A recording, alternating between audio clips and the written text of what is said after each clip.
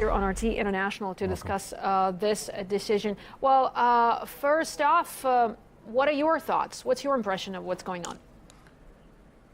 Well, it's shocking, but not surprising. It comes at a time when it's been obvious in Parliament and in the deep state that there is a state of anxiety about the growing influence and popularity of RT in the country. And this coincides with simultaneous fall in the credibility of the British state broadcaster, the BBC. And the British don't like that. It throws a very sharp light on the BBC, that fewer and fewer people are watching it, and less who are paying very much attention to what it says. It's just crude British state propaganda. So they've been nervous about RT for some time. And well, certainly RT has posed some serious competition to a lot of networks. But just looking at this particular situation that we have at hand here, we are waiting for some sort of explanation from the bank, and so far we haven't received any. So why is it that the bank hasn't come forward with any explanation so far? Why are they refusing to explain themselves? Well, they haven't and they won't. And the answer is clear in your news package. This bank is owned by the British government. This is a decision taken by the British government. It flows from the discussions of the last few weeks about intensifying sanctions against Syria and Russia over what's happening in the Middle East, over what's happening in the Ukraine, what's happening on the international level. The British state has told this bank, which it owns, to close this account. It has the benefit for them of not being a formal break in diplomatic relations, but being a significant spanner in the works of Russia's preeminent broadcaster, RT.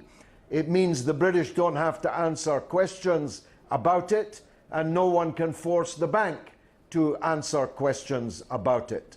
So it's quite a cutely contrived spanner to throw in the works to show Russia of increasing levels of British unhappiness. So, in other words, this decision reflects a not so rosy state of relationship between Russia and the UK, right? There's been a long history of this. I don't want to tax your historical memory, but back in the early 1920s, the British government was invading Russian state property. Then Soviet state property, for example, was constantly breaching diplomatic norms in its relations with Russia. Britain even invaded Russia in the Civil War after the October Revolution. Britain has had bad relations with Russia for almost a century. And I think this is just another miserable chapter that the British have written into the history books. The good news is this is the 16th year of the 21st century.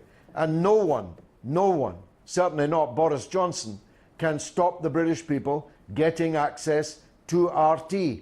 And they will in increasing numbers. Well, certainly our countries have enjoyed a very rich history. There were good pages in it and not so good pages, pages to be proud of, and some of the things that actually raise a lot of concern. But Mr. Galloway, just speaking of today's decision and what we are discussing, it's certainly unexpected, and the bank decision said, as our correspondent mentioned earlier, that the decision of the bank is not subject to revision. What does that mean? I mean, does that mean there's no room for maneuvering, there's no room for discussion, there's no room for legal procedures? What are your thoughts? Absolutely none. The banks have in their financial articles and in the contracts that they have with clients that they can discontinue banking services, arrangements at any time without giving a reason. You can complain to the banking ombudsman but that's not what the paper it would be written on. No, this is a crude, brute decision by a British government-owned bank to cause a problem, not a great one, I think, for Russia and for RT. And they will not negotiate it, they will not revise it. You'll just have to find other bankers. And if you can't find other bankers, you'll just have to bank through Russian banks here in London. That's what I would do if I were you. But it does pose the question, what does Russia do vis-a-vis the BBC, the British state broadcaster? Are there grounds for retaliatory measures against the BBC in Moscow, in Russia? I would have thought yes. It's of course a matter for your president and for your government. But my knowledge of Russia, which is quite deep and quite long, is that Russia cannot be pushed around easily anymore. You talked about good pages. Of course, the Second World War, for a brief period, was a very glorious page. But since then, the only decent period of British-Russian relations have been when Russia was ruled by someone who allowed others to steal Russia's wealth. Now that Russia is governed by people who don't allow people to steal Russia's wealth, who don't allow people to humiliate Russia, well, I'm afraid relations commensurately soured. Well, we've heard some harsh rhetoric coming towards Russia from the West and especially mainstream media, through the mainstream media, I should say. But, you know, just going to the situation, looking at the situation at hand here, what I know so far is there is an organization called the International Federation of Journalists, and they're saying that UK banks should publicly explain this decision to block accounts of RT broadcasters. So obviously there's going to be some pressure from international organizations on the bank for this decision.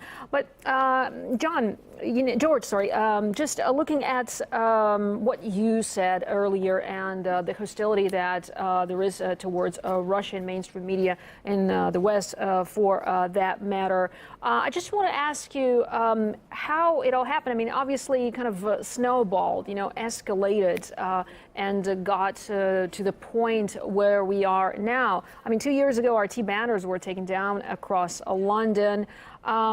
What is the problem that the UK has with RT, apart from obviously what you mentioned earlier? Well, the key problem, I repeat myself, is that RT has become extremely popular at the same time as the British state broadcaster, the BBC, has become increasingly unpopular. If nobody was watching RT, we wouldn't be having this conversation now, and your bank account would still be open. You see, in the hypocrisy called Britain, not democracy, but hypocrisy, you're allowed freedom of speech as long as no one is listening to you. But as soon as a large number of people are listening to you and finding your take on things persuasive, more persuasive than the others, then that's when the alarm bells start ringing. That's when the spanners start being thrown in the works. And of course, other broadcasters have suffered this same fate. And I've been expecting, that's why I said at the beginning, it's shocking but not surprising, because I've been expecting something. I have seen from inside the Parliament, where I sat for almost 30 years, and outside, I've seen the mounting levels of concern about the growing popularity of RT, which matches Western broadcasters for professionalism, for production standards, for the quality of the journalism, everything. It just has a different take on the events, a parallel universe, actually. In this universe that I'm sitting in now in London, it's a great thing that Britain and America and Iraq are bombing Mosul to kill ISIS, but it's a big crime that Russia and Syria are bombing Aleppo to get rid of ISIS. How's that for a parallel universe? Well, certainly, love it or hate it, RT has provided alternative source of information to a lot of viewers around the world, and the UK is no exception there. As some analysts say that what RT has done, it's broken the Western monopoly on information. Earlier the Russian Foreign Ministry spokeswoman, in response to the decision of NatWest to block RT's accounts, said that in voting to leave the EU, Britain had also left behind its freedom of speech and freedom of speech obligations, I should say. So my question to you now is, how much has Brexit already changed the UK? Well, we haven't Brexited yet and might not even yet Brexit. Nobody knows about that. This is the British behaving as they do in the way that a scorpion behaves like it does, because it's a scorpion. And because we are, an albeit faded, imperialist power, we think with our big brother, Uncle Sam, we have the right to go around the world altering it in our own image as we please. And when anyone stands up against us, they become the new enemy, the new Hitler even. Can you imagine? The Russian people gave 27 million lives to actually defeat the real Hitler, but the president of Russia is routinely described in the British media as the new Hitler. Nothing could be more obscene a comparison than that. So Britain doesn't feel bound by any obligations of free speech, at least when that free speech is beginning to find an audience, is beginning to be heard and be persuasive. We are, of course, signatories of a whole number of conventions which guarantee freedom of speech and freedom of expression. That'll be one of the reasons why the British government have used a bank decision to throw this spanner in Russia's works, rather than they themselves take a decision to close RT in London. That would have been a very clear breach of international obligations. They're hoping to achieve the same result, but without the embarrassment of having to do that. But don't rule out that possibility too.